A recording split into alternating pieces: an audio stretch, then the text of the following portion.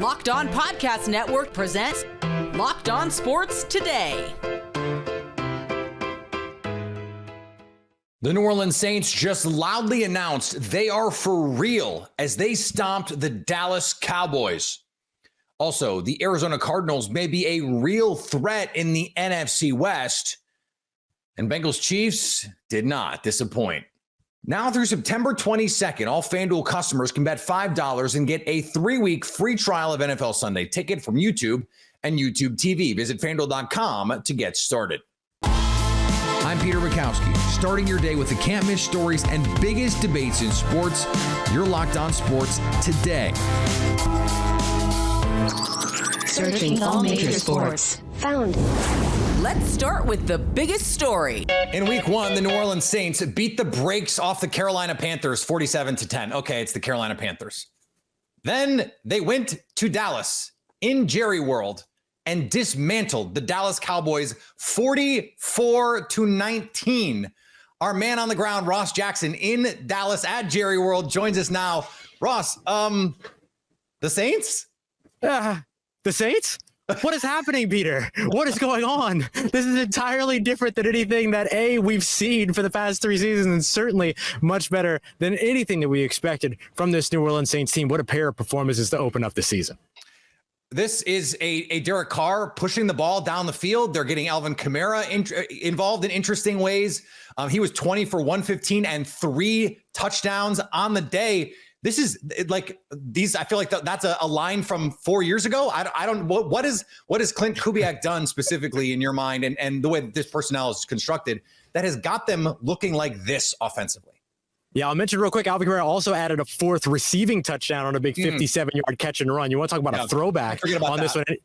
Wait, and give me a second. I think he just scored another one. Yeah, he just scored another one here in AT&T Stadium. Absolutely insane. Listen, Clint Kubiak has done everything that he needs to do to elevate his players. Imagine that. He's putting players in position to do the things that they do best, including Derek Carr himself. He's giving him play action, which he's always been excellent at executing throughout his career. Derek Carr has always been a pretty solid pre-snap quarterback, so he introduces motion to give him more things to be able to diagnose what the defenses are doing. There's an offensive line that's actually like standing in front of him, Peter. I don't know how that works, how that's supposed to work, but I think that that's what they're doing. There's a run game that supports it. Blocking, that's the word I was looking for. We haven't seen that here in New Orleans in quite some time.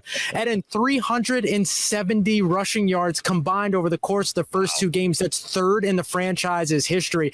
That is what Clint Kubiak is doing. I'll mention real quick, Clint Kubiak's doing so well. We're 2 games into the season, Peter. I already have Saints fans writing me on various different platforms concerned that Clint Kubiak's going to be a head coach somewhere next season. You and I visited throughout the Carmichael era. That was never a conversation. No. And there's a reason that he is no longer employed in New Orleans. We have to flip this over, though, Ross, to the defense because, pantsing the Panthers in week 1 is one thing, but doing what they did to Dallas, where there were times when it didn't look like anything we've seen from the Cowboys. Certainly did not look like what we saw from the Cowboys in week 1, where they played well against a very, very good Cleveland Browns defense. Right. And this was a team 9 passes defense and a pair of interceptions. They got their hands in passing lanes and contested at the catch point all day. Yeah, this is what the New Orleans Saints secondary does. This has been the hallmark of a Dennis Allen defense, right? The New Orleans Saints head coach, who's also a defensive play caller. They have been played a physical brand of coverage. Paulson Adebo, New Orleans Saints starting corner, was out here getting defensive holding penalties, erased all that, comes up with a big interception and a 40-plus yard return. And bear in mind, too, Peter, this is all happening without Marshawn Lattimore on the field, who worked to get back on the field for this game. And Dennis Allen told him, no, you're not playing. He said Marshawn Lattimore was not very happy with him about it, but didn't want a 1-week thing to turn into a multi-week thing. So this defense can get even better, and it'll have to going up against a fantastic Philadelphia Eagles offense next week. The Alvin Kamara piece of this, in some ways, that's the most surprising. But the Dennis Allen is also an interesting thing because he went from the odds-on favorite to be first coach fired to now putting back-to-back really nice performances with the defense, pulled the right levers with the new offensive coordinator. I mean, it's hard to think of anyone who has undergone a bigger PR shift in the first 2 weeks of the season than Dennis Allen. Yeah, absolutely. And look, this is what happens when you judge a defensive head coach on the subpar shortcomings of an offense. Dennis Allen needed to get the right offensive staff. And not only did he rehire a new offensive coordinator, but he's flipped the entire position coaching staff as well over on the offensive side, with the exception of legendary tight end coach Clancy Barone, who's still in New Orleans. That has been the key for this New Orleans Saints team. Of all the player additions, everything like that, the key for this team and the biggest moves that they made all offseason all came down to the offensive coaching staff. And sorry, Peter, another touchdown by Alvin Kamara just now. This is insane. Stay up to date on the New Orleans Saints all year long by subscribing to Locked On Sports Today and Locked On Saints on your favorite podcast app and on YouTube. Thanks for making Locked On Sports Today your first listen. Coming up, are we really taking Kyler Murray and the Cardinals seriously? Before we answer that, Trevor Lawrence is not happy. You've heard us talk a lot about FanDuel, America's #1 sports book. Well, we have something a little different for you. Now through September 22nd, all FanDuel customers can bet $5 and get a 3-week free trial of NFL Sunday Ticket from YouTube and YouTube TV. Then with a YouTube TV base plan, you'll be able to watch every regular season Sunday afternoon out-of-market game. All you need is a Google account and a current form of payment, and you can cancel anytime. For that $5 bet, you can take a look at some lines from Monday Night Football. The Eagles are favored over the Falcons, especially after Atlanta's lackluster Week 1 performance. FanDuel has the Eagles 5.5-point favorites. It started at 6, by the way, so that number's coming down. Also, a prop to consider is Jalen Hurts passing yards over/under set at 230.5. No A.J. Brown for Jalen Hurts tonight. So visit FanDuel.com/lockedon to download America's #1 sportsbook. Are you watching Fox Sports or ESPN on your TV all day? Have to turn down the volume with all that shouting? Make the switch to Locked On Sports today, a free 24/7 sports streaming channel programmed for you every day to bring you the biggest stories without all the screaming. Locked On Sports Today brings you can't-miss analysis, opinions, and news streaming 24/7 on YouTube or the free Amazon Fire TV channels app, part of the Locked On Podcast Network, your team every day. After another disappointing performance for the Jaguars and a loss to the Browns, Trevor Lawrence was not happy. Yeah, I mean, we suck right now, so I don't pretty shocked. You know, obviously we had a great offseason, great training camp, and we got to figure it out. So we know we got a good group, we got good players, and we can be a really good offense, but clearly we're not. So everybody's got to take accountability, look in the mirror, and fix it. You know, I got to play better. I'm the leader of this offense. It's on me. You know, the wideouts got to play better, the lines got to play better, running backs got to play better, we got to coach better. I mean, it's everybody, honestly. But you know, we're standing around. We got to take charge. We're standing around waiting on somebody to make a play. Defense is playing their ass off the last 2 weeks. If the team doesn't score more than 20 points on us, we should win every week. We can't finish in the red zone today. Too many mistakes, getting in and out of the huddle. Communication wasn't good. I mean, it's a lot of things. And you know, fortunately and unfortunately, it's what pisses you off after the game. A lot of it we control. The Commanders beat the Giants on a late field goal. So 21-18, that is the final score here for the Washington Commanders defeating the New York Giants. The New York Giants fall to 0-2, which means historically they've got about a 9% chance of making the NFL playoffs. Not that a lot of people expected them to actually make the NFL playoffs. Anyway, the Washington Commanders advance to 1-1. And if you go back to our preseason conversations and record predictions and all those kinds of things, we kind of talked about, right? There were 8 games against playoff teams from a year ago. We kind of said, okay, we want them to see if we can get 2 wins out of that 8-game stretch. If you can get even more, then you're just ahead of schedule. And then you have the teams that had winning records but didn't make the playoffs, the Cincinnati Bengals being one of those teams. Of course, that's the game next week on Monday night that we'll be out there for. And then you have the rest of your games, 7 of them to be exact, against teams that had losing records last year. And you want to go 4-3 in those to amass about 7 wins, which is over the 6.5 over/under that Vegas and the Lions had them sitting at the time. So as far as being on track there, 1 loss against a playoff team last year. Okay, you still have 7 other opportunities to get those 2 wins. But here, first game against a team with a losing record last year, and they pull off the win. So you've already got 1 of the 4. So now you got to go 3-3 against the rest of that group. Or if you can go 4-2, 5-1, 6-0 would be great, right? Then you you look at this team and say, okay, you're ahead of schedule. So that's kind of the first and foremost thing is get that win. And the Titans are straight up not having a good time after they lost another game in an unfortunate way, this time to the team that usually does that, the New York Jets. The Titans choke again. I mean, second week of the season, once again, the defense comes out, plays great early in the game, and then the Titans unravel. Will Levis with another just absolute face-melting mistake in the red zone, costing the Titans 3 points or 7. Not only that, but the Titans get another punt blocked. I mean, that's an absolute embarrassment. This team is not ready to play right now. And then, as we saw in previous years, by the end of the game, the defense starts to wear down. They can't be the 85 Bears the entire game. It's just so demoralizing right now what this team is doing. They have these spurts of looking great, and they should be 2-0 right now, but they just make these cataclysmic errors, including the Jeffrey Simmons penalty, and you just can't come back from it. So a very disappointing 0-2 for the Titans. The Arizona Cardinals went toe-to-toe with the Buffalo Bills in week 1, and it was hard to know what to make of it. Then the Bills went out and stomped the Dolphins. I thought, okay, that's interesting. And then the Cardinals went out on Sunday and absolutely pulled the LA Rams pants down, all of the kvetching over Marvin Harrison Jr.'s GPS data in week 1. Thank God we spent a week talking about that. He was unbelievable in this game. 4 catches for 130 and 2 touchdowns. Alex Clancy also unbelievable.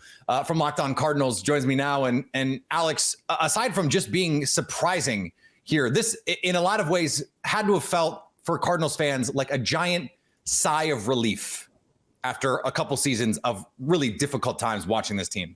Yeah, man. It was fun because it looked easy and it looked on schedule. Like the first touch by Marvin Harrison Jr. was a field play with 2 guys who have, played one NFL game together. The second one was kind of Marvin Harrison Jr. just being a better athlete than the corner. And Kyler Murray kind of did the rest.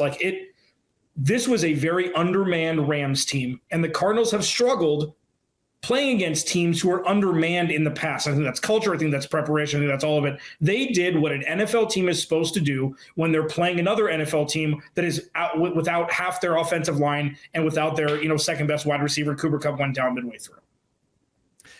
Okay, so Kyler Murray, we saw him start playing better in the second half, coming back from the injury, but this is the version of Kyler Murray we saw. It's been 2 or 3 years now since we've seen him look like this, but the last time we saw him fully healthy and engaged, this is what he looked like, a borderline MVP for part of the 2021 season.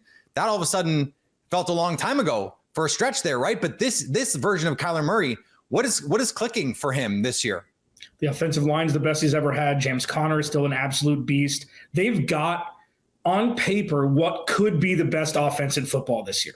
And wow. It's a weird, it's a weird thing. Trey McBride is a top 3 tight end. We're starting to see the older tight ends step back. Sam Laporta, Trey McBride, they're starting to see this second coming, the rising up. James Conner is a top 10 running back in this league when he's healthy. Marvin Harrison Jr. has the ability to be that Justin Jefferson wide receiver 1. We'll see if it plays out. But it's really Drew Petzing and Jonathan Gannon's tutelage. This is a completely different cocoon around Kyler Murray. When it was more like Wild West before, there are adults in the room now, is something that I've been saying a lot. And that's what it is. Like, he's got the leadership and he's got the smarts and he's got the talent. We know that. It is one thing to go out and beat up an undermanned Rams defense. This is still Sean McVay, Matthew Stafford, Cooper Kupp. You mentioned he went out in this game. But I still think the expectation was that the Rams were going to be able to score points in this one. The Cardinals hit Matthew Stafford 9 times officially, 9 quarterback hits in this one. Defensively, this team, ever since Jonathan Gannon arrived, has played above its head. Are we seeing the next evolution of this Cardinals team, or are we really chalking this up more to the Rams playing like 2 starting guys? I think the latter. It's kind of a not so fast kind of thing. Like Budda Baker played the elite football that we know he plays. This pass rush was non-existent against the Bills. They got to Josh Allen a couple times, should have had 4 or 5 sacks, but the elite playmakers, the Cardinals just don't have. B.J. Ojulari's out with an ACL tear, and Darius Robinson, their first-round pick, is on IR. He should be back week 5. But this is more of a Matthew Stafford didn't have the protection he needed to keep NFL players away from him. more so than, oh, this defense is going to be a lot better than everybody thinks. I think that they're probably going to be a 21st, 22nd, 23rd ranked defense at the end of the year, and that could be enough to get the Cardinals in the playoffs. But they have like 32nd ranked defense talent. That's the thing. Yeah, that's true. No, it's true. I mean, I think having Kazir White and Mac Wilson coming over from New England, playing linebacker in the middle of the field, they're kind of the metronome for this defense. The cornerback room is very unknown with a lot of young guys and Sean Murphy-Bunting, but having Jalen Thompson and Budda Baker over the top, what it's done forever is kind of cover up the holes that the Cardinals have on this defense talent-wise, and I think that's really it. If Budda Baker wasn't on this team and Jalen Thompson wasn't on this team, we'd be speaking very differently. But yes, they are playing over their head because Nick Rallis and Jonathan Gannon have these guys prepared every week. Stay up to date all year on the Arizona Cardinals by subscribing to Locked On Sports Today and Locked On Cardinals on your favorite podcast app and on YouTube. Coming up, Chiefs Bengals never disappoints. Joe Burrow and the Cincinnati Bengals laid an egg in week 1, but came out with a vengeance in week 2. Patrick Mahomes and the Chiefs needed a late pass interference call and a 51-yard field goal to get the win. Our Locked On Chiefs hosts have more. As fun as this is to watch teams melt down, you tried to give this game away all day long and were unsuccessful. You got an ugly W. At the end of the day, other than injuries, that should be, I think, something you take away and feel pretty good about. Where do you stand for this team right now? Yeah, I mean, if you're looking at the glass half full, you're going to look at this game and say, this was a street brawl, and the Chiefs showed that they can win a street brawl. That's what it was. It was not anything close to being proud of. There wasn't a lot of good in this game, and I think you can convincingly make the case that the Bengals, for the most part, control the tempo, can control this game. And on points, you'd probably say, well, and I say points, I'm talking about like in a fighting sense. If you're talking about the judges' cards, I think you'd probably say the Bengals won this game. But the Chiefs pull it out, and why? Once again, they're able to make plays when they need to. I'm looking at a 1 of 8 on third down, not good for the offense, but and let's face it, I mean, the biggest play of the game wasn't one the Chiefs made. It was made for them. The pass interference that extended the game on 4th and 16. They put themselves in a position, but that was the Bengals giving it away. The Bengals play that differently. I think they probably get the stop there, and there's no flag, but played it wrong, probably over-aggressive in that situation. I can see why they played it that way, but there's nothing controversial about the flag. It was absolutely deserved, and given that opportunity, the Chiefs made the plays to win it. But I mean, let's face it. I think you can absolutely say that of all the decent big plays in this game, the biggest one of the game was the one that the Bengals gave the Chiefs. It's hard to argue with any of that. I will say you look at this game and they got outplayed. And that's all it really comes down to. One of the things that I talked about in my keys, and I actually had this out on Twitter too, is you have to win the turnover battle. And they lost it 3-1. And I know we're going to talk about game balls later, and I already know who I want to give my game ball to, but I'm probably not going to be able to pick him because I'm guessing Matt will, but that's okay.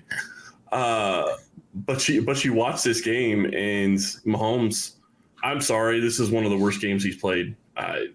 You can't throw the picks that he threw. The linebackers coming underneath, there was linebacker coming from both sides on the first pick, and on the second one, you miss him by throwing it a yard shorter where it should have been at least. If you put it out just a little bit further in front of Worthy, then Cam Taylor-Britt can't make an amazing play, and he made an amazing play. That was a phenomenal interception, so I don't want to take anything away from him on that. But Matt, you're absolutely right. That was pass interference 100 times out of 100.